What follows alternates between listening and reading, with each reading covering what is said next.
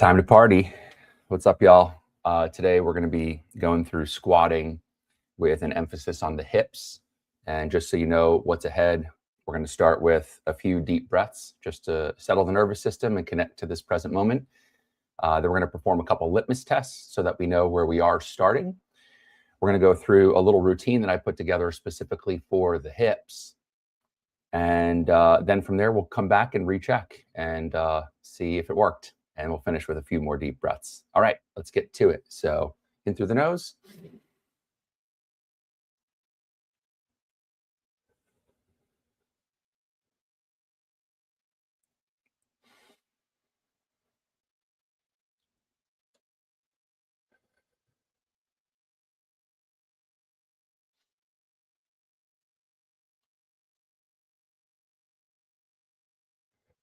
All right, let's get to it. The first thing we're going to do is we're going to start with a posture scan. So we'll just go feet about hip width apart, arms nice and relaxed, eyes closed. And just pay attention to your shoulders rounded, neutral, or chest out. I'm feeling a little bit more on the rounded side today, close to neutral, but still rounded. Okay, now we're going to go through our squatting litmus test. So what we're going to do here, you can just follow along. You're going to place your hands on your hips. Let's just rotate our hips to the left as we squat for 5, 4, 3, 2, 1. To the right as we squat. Okay, you just want to sense if there are any side-by-side differences. For me, I feel a little more restriction moving to my right. All right, and now what we're going to do is we're going to slide our hips to the left.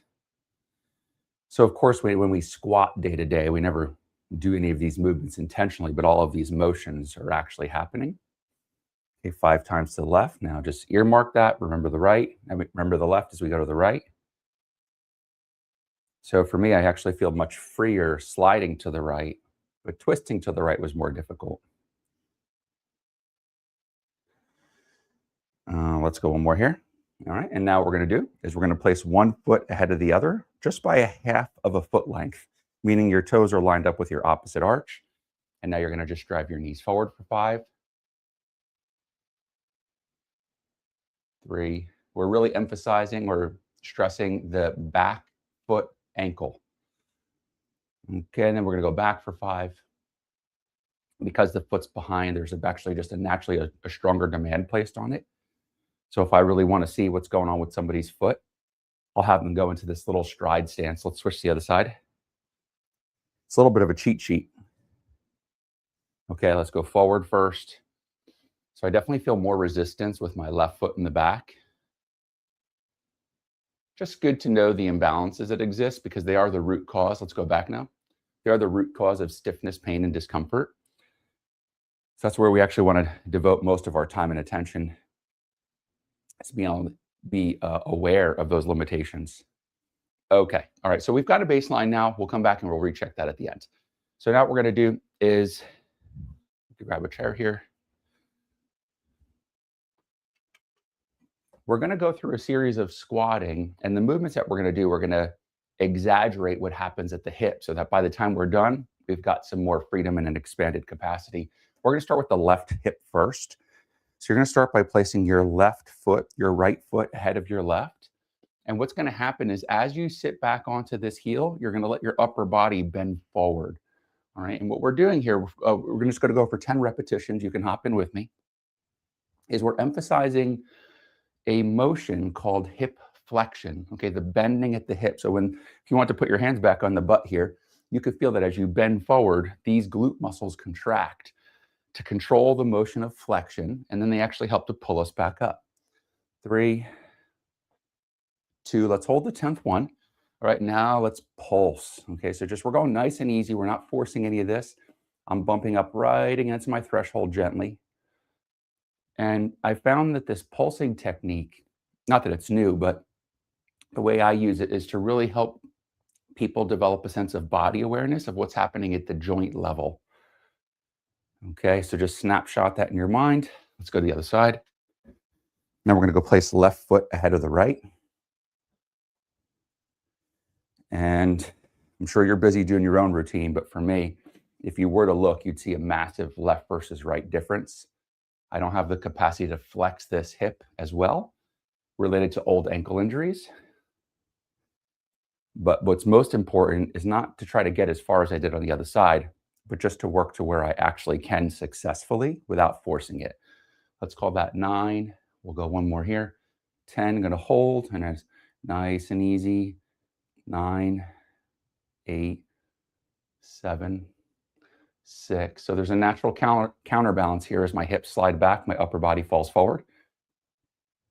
2, 1. Okay.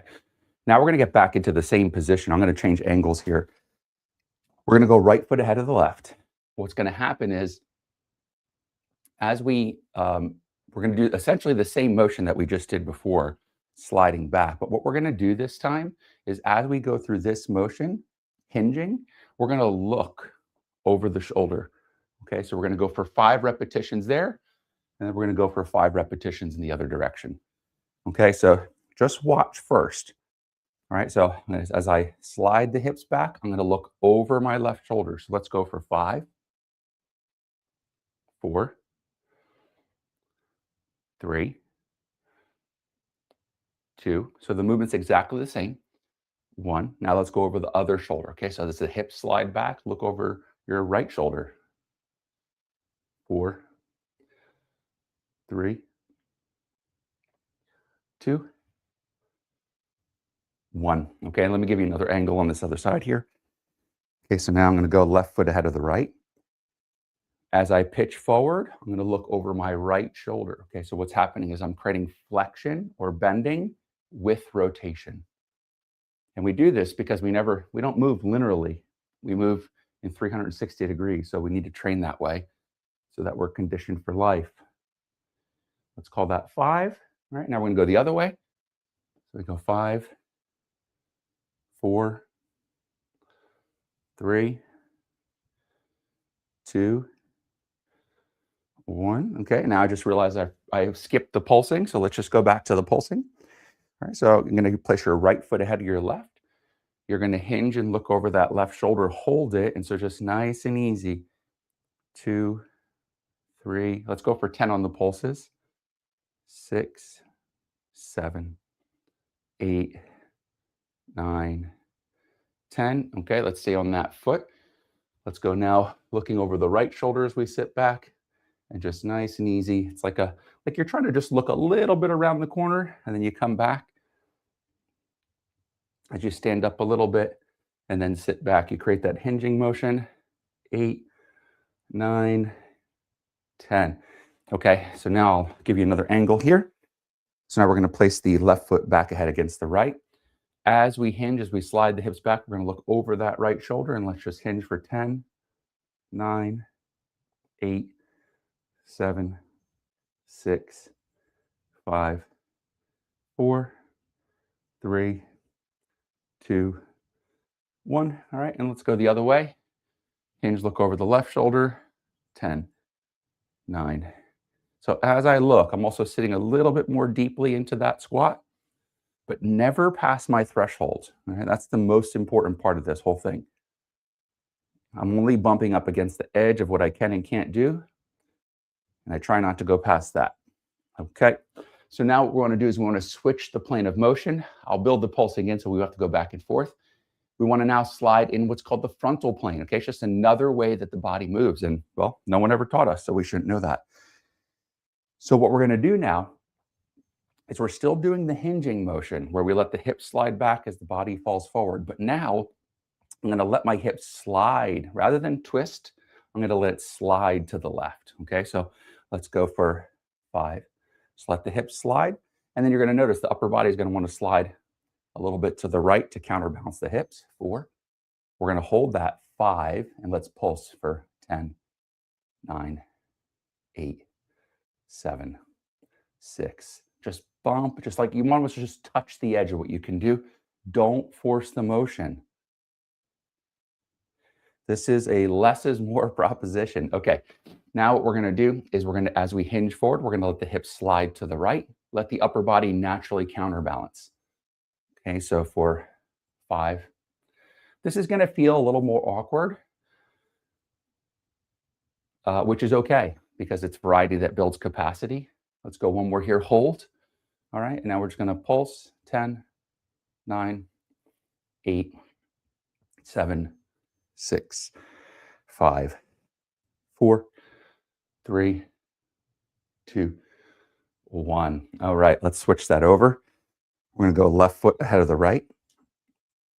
So remember, as we pitch forward, we're going to let the hips slide to the right now. Okay. So you ready? Let's go for 5, 4, 3, 2, hold, 10, 9. So as my hips sliding to the right, I feel my shoulders sliding to the left.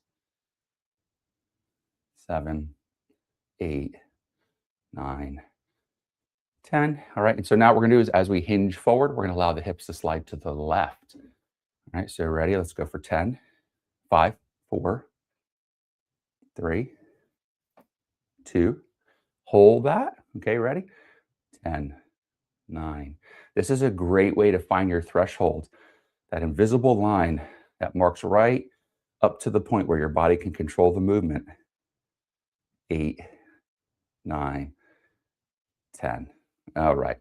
So now what we're going to do is we're going to go in the other direction, okay? Because we've been as we're squatting so far, we're emphasizing all of the stress in the back of the hip, which is good because that's where it pretty much goes when we squat. But also when we squat, when we stand up out of the squat, our hips have to go through the opposite motion called extension. Now you never squat this way, but again, we're over preparing you for the demands of life. So what we're going to do here is we're going to place the right foot ahead of the left. Just watch first. As you squat, you're just going to lift your chin like so, just like this. Now, if you have knee pain, just don't go as far, right? Or maybe you don't really go at all. Maybe this isn't a right exercise for you right now, right? But you can give it a try. All right, so you're just going to squat. You're going to allow everything. When you lift the chin, you just allow the knees to slide forward. You just allow the upper body, the lower body is now counterbalancing the upper body. 7, 8, 9, hold. Okay, ready? Little chin lift. 10, 9, 8, 7, 6, 5, 4, 3, 2, 1. All right, and switch it over. And let's go the other way. All right, so I just noticed I can't lift my chin as high when my right foot is back. 7, 6. Do make sure that you're holding on to something. And let's call this one hold. Okay. Little chin lift. Pulse. 9, 8, 7, 6, 5, 4, 3, 2, and 1. Okay. And time permitting, we would have done this with the rotation in each direction and the sliding in each direction. But I remain committed to making this just a short flow that you can add to the beginning of your day to help you move and feel better. So now we want to go back to our litmus test. Let's first check our squat. Okay, so we're going to start with twisting the hips to the left. The first thing I notice is that it feels like my whole body can more participate in this movement. It doesn't feel like a hip move as much as it does a whole body move. Now let's go to the right, which was limited for me. And I'm very happy to report this is definitely moving better. I don't feel that same limitation that I did before. Okay, now let's go to the sliding. It was hard for me to slide to the left before. That channel has definitely opened up for me. I feel a little bit of soreness in my hip here, but my range of motion is much further. Okay, I'm going to go to the right.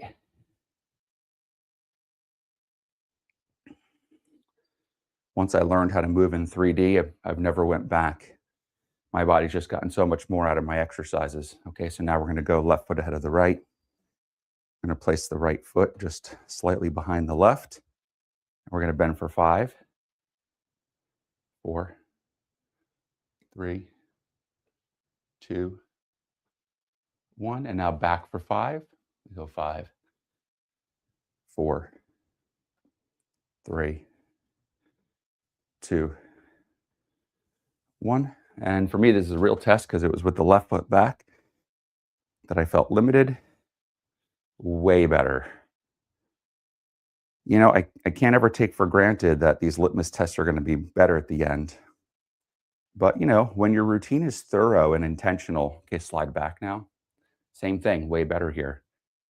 When your routine is thorough and intentional and it's designed to expand your physical capacity, the intention really matters. Let's go one more here. All right, let's finish up with our posture scan. And I have the 180. I'm now to a nice full chest out posture. It almost feels exaggerated, like I'm trying to push it out, but I'm not. Just my body's natural reaction. The two things I always like to mention, if you sense imbalances, which pretty much everybody has imbalances, you want to focus on correcting the imbalance. Okay, taking that low capacity side that doesn't move well and expanding its capacity. We're not trying to reduce pain. We're trying to address the underlying mechanism, which is a joint that has low capacity for whatever reason that is. All right, that's what we do in the community at Expanding Capacity. We'd love to support you in that way. And then from here, I'm going to hop right into a chat with my members.